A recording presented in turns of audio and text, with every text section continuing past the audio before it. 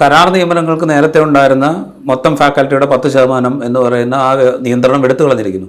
മുഴുവൻ ഫാക്കൽറ്റിയെ വേണമെങ്കിൽ കരാറായിട്ട് നിയമിക്കാനുള്ള ഒരു അവസരം കൊടുക്കുന്നു. അതുപോലെ ഈ അസിസ്റ്റന്റ് പ്രൊഫസർമാർക്കും വിദ്യാഭ്യാസ മേഖലയ്ക്ക് പുറത്തു നിന്ന് വരാം. അതായത് അധ്യാപന മേഖലയ്ക്ക് പുറത്തു നിന്നുള്ള ആളുകൾക്കും ഇതിലേക്ക് കടന്നു വരാം എന്നുള്ള വ്യവസ്ഥ വച്ചിരിക്കുന്നു. ഈ വ്യവസ്ഥയ്ക്ക് ഒരുപക്ഷെ ഒരു പോസിറ്റീവായ ആംഗിൾ ഉണ്ടാവായിരിക്കാം. കാരണം പ്രൊഫഷണൽ ആയിട്ടുള്ള കോഴ്സുകളിലൊക്കെ പ്രൊഫഷണൽ മേഖലയിൽ നിന്നുള്ള ആളുകൾ അധ്യാപകരായി വരുന്നത് ഗുണം ചെയ്യും എന്നുള്ളൊരു ആർഗ്യുമെൻ്റ് അവിടെ ഉണ്ട്.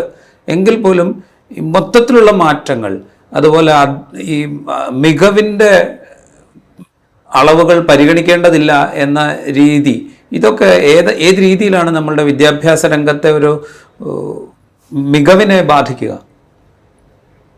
അല്ല, ഇതിൽ ഒരു കാര്യമുള്ളത്, ഈ മുമ്പ് ഈ അക്കാഡമിക് പെർഫോമൻസ് ഇൻഡിക്കേറ്റേഴ്സ് എന്നുള്ള ഒരു ക്വാണ്ടിറ്റേറ്റീവ് സ്കെയില് ഓരോന്നിനും പോയിന്റ് കൊടുത്തുണ്ടാക്കിയിട്ടുള്ളൊരു സംഗതി, അത് വളരെ കൗണ്ടർ പ്രൊഡക്റ്റീവ് ആണ് എന്നൊരു വിമർശനം മുമ്പ് ഉയർന്നു വന്നത് ശരിയാണ്. കാരണം ഏറ്റവും നല്ല രീതിയിൽ 2 ആർട്ടിക്കിൾ എഴുതിയിട്ടുള്ള ഏറ്റവും പ്രധാനപ്പെട്ട സംഭാവനകളായിട്ട് 2 ആർട്ടിക്കിൾ എഴുതിയ ഒരാളെക്കാളിലും മോശമായ 10 ആർട്ടിക്കിൾ എഴുതിയ ആൾക്ക് കൂടുതൽ പോയിന്റ് കിട്ടും, അയാൾക്ക് ജോലി കിട്ടും എന്നുള്ള അവസ്ഥ. അത്തരം ക്വാണ്ടിറ്റേറ്റീവ്, അത് UGCയുടെ ഉടനീളം ഉണ്ടായിട്ടുള്ള പ്രോബ്ലമാണ്. അവർ ക്വാളിറ്റി അളക്കാൻ വേണ്ടിയിട്ട് ക്വാണ്ടിറ്റി വെച്ചിട്ടാണ് അവർ ഉടനീളം അവരുടെ മാർഗനിർദ്ദേശങ്ങളും അവരുടെ മാനദണ്ഡങ്ങളും ഉണ്ടാക്കിയിട്ടുണ്ട്. ഇപ്പം അത് മാറ്റാൻ അവർ തയ്യാറായിരിക്കും. പക്ഷേ ആ മാറ്റത്തിൻ്റെ സ്വഭാവം എന്ന് ശ്രദ്ധിക്കുന്നതായാൽ ഹോളിസ്റ്റിക് ആയിട്ടുള്ള ഒരു അനാലിസിസ് ആണ് അവർ പറയുന്നത്. സമഗ്രമായിട്ടുള്ള ഒരു ഇവാലുവേഷൻ. ഈ സമഗ്രമായ ഇവാലുവേഷൻ നടത്തി ഇദ്ദേഹത്തിൻ്റെ അല്ലെങ്കിൽ ആ വ്യക്തി അപേക്ഷകയുടെയോ പഠിപ്പിക്കാനും ഗവേഷണം നടത്താനും മറ്റുമുള്ള കഴിവുകളെ വിലയിരുത്തി അതോടൊപ്പം ആ വ്യക്തിയുടെ സാമൂഹിക പരിഗണനയും സാമൂഹികമായ കടപ്പാടും ഇന്ത്യൻ നോളജ് സിസ്റ്റംസ്, ഭാരതീയ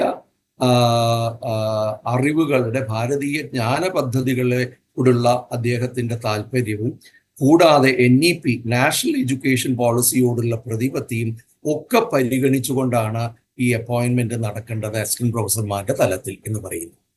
ഇവിടെ ഈ സമഗ്രമായ ഇവാലുവേഷൻ എന്ന് പറയുമ്പോൾ അതിനകത്ത് നമ്മൾ വായിക്കേണ്ടത് സിലക്ഷൻ കമ്മിറ്റി എങ്ങനെ ഇവാലുവേറ്റ് ചെയ്താലും അതിനെ ചോദ്യം ചെയ്യാൻ പറ്റാണ്ടാവുക. ഇവിടെ ട്രാൻസ്പെറൻസി കൊണ്ടുവരിക എന്നുള്ള വ്യാജേന കൊണ്ടുവരുന്ന യഥാർത്ഥത്തിൽ പൂർണ്ണമായ ഒപ്പേസിറ്റിയാണ്. ഒന്നും നമുക്ക് ചോദ്യം ചെയ്യാൻ പറ്റില്ല. ഇവര് ചോദ്യങ്ങൾ ചോദിക്കുന്നു, എന്നതിന് ശേഷം ഇവർ മാർക്കിടുന്നു. ഞങ്ങൾ സമഗ്രമായിട്ട് ഇവാലുവേറ്റ് ചെയ്തതാണ്. ആലോചിക്കേണ്ടത് പുതിയ വൈസ് ചാൻസലർ വരുന്ന ഏത് തരത്തിലായിരിക്കും, അദ്ദേഹം തിരഞ്ഞെടുക്കുന്ന സിലക്ഷൻ കമ്മിറ്റി ഏത് തരത്തിലായിരിക്കും, അവരുടെ വിലയിരുത്തൽ ഏത് തരത്തിലായിരിക്കും, ഈ ഭാരതീയ ജ്ഞാന പദ്ധതികളിൽ പ്രാധാന്യം കൽപ്പിച്ചുകൊണ്ടുള്ള അതിൻ്റെ വളരെ പ്രത്യയശാസ്ത്രപരമായ ചില രീതികളിൽ അറിവുകൾ ഉൽപ്പാദിപ്പിക്കുന്നു എന്നവകാശപ്പെടുന്ന ആളുകൾക്ക് മുൻതൂക്കം കിട്ടുന്നൊരവസ്ഥയിലേക്ക് എത്തുന്നു.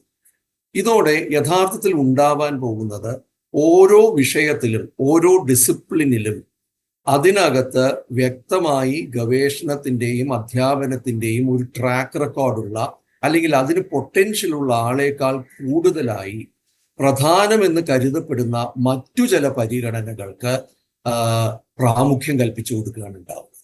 ഈ ഭാരതീയ ജ്ഞാന പദ്ധതി, ന്യൂ എഡ്യൂക്കേഷൻ പോളിസി മുതലായവയുമായിട്ട് എത്രത്തോളം നിങ്ങൾ ഒത്തുനിൽക്കുന്നു എന്നതനുസരിച്ചിട്ടാണ് നിയമനം നടക്കാൻ പോകുന്നത്. ഇത് കൃത്യമായിട്ട് പ്രത്യയശാസ്ത്രവൽക്കരണം, ഇറ്റ്സ് എൻ ഐഡിയോളജൈസേഷൻ. ഞാനത് നമ്മൾ വാക്കുകൾ കൃത്യമായിട്ട് പറയേണ്ടി വരും. അപ്പോയിൻമെന്റ്സ് ഐഡിയോളജിക്കലാവാം എന്ന് പറഞ്ഞാൽ ഒരു പ്രത്യേക പക്ഷത്തോടെ, എന്തിനാ അങ്ങനെ പറയണത്, വലതുപക്ഷത്തോടൊപ്പം നിൽക്കുന്ന ആളുകൾക്ക് മാത്രം അപ്പോയിൻമെന്റ് കിട്ടുന്ന തരത്തിലേക്ക് ഇത് മാറിപ്പോകുന്നു. അതുകൊണ്ടാണ് ഞാൻ പറയുന്നത്, മുകളിൽ നിന്നും താഴെ നിന്നും ആണ് ഇത് 2 ഭാഗത്ത് നിന്നും ഇതിനെ മാറ്റിയെടുക്കുന്നതിലൂടെ ഉന്നത വിദ്യാഭ്യാസ മേഖല തന്നെ പൂർണ്ണമായി സമഗ്രമായൊരു മാറ്റത്തിലേക്ക് ആണത് പോകുന്നത്. അപകടകരമായൊരു മാറ്റത്തിലേക്കാണ് പോകുന്നത്.